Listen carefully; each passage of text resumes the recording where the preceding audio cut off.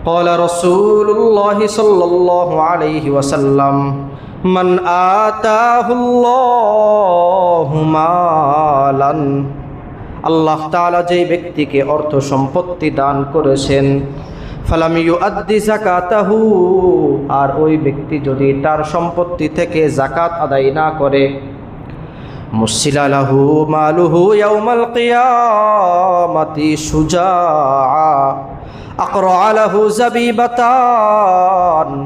নবীজি সাল্লাল্লাহু আলাইহি ওয়াসাল্লাম বলেন, ওই আদায় না করা যাকাতের টাকা কিয়ামতের ময়দানে আল্লাহ পাক রব্বুল আলামিন টাক মাথা বিশিষ্ট অর্থাৎ টেকো সাপের রূপ ধারণ করে ওই ব্যক্তির গলায় পেঁচিয়ে দিবেন।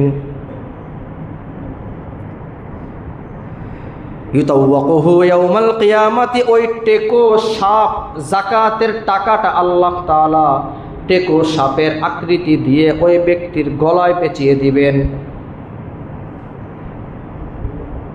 টেকো সাপের কথা নবীজি কেন বললেন?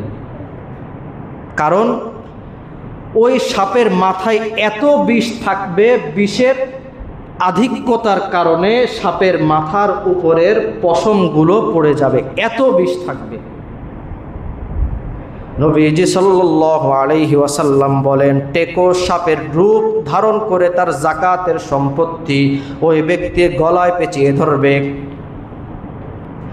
ফায়াখুযুহু বিলহিজমাতাই, ওই ব্যক্তির গলায় পেঁচিয়ে ওই ব্যক্তির চোয়ালের দুই পাশে ওই সাপ দংশন করতে থাকবে আর বলতে থাকবে, ফায়াকুলু আনা মালুকা আনা কানজুকা, ওই সাপ বলতে থাকবে, আমি তোমার যাকাতের সম্পদ, আমি তোমার সম্পদ, আমি তোমার ধন ভাণ্ডার।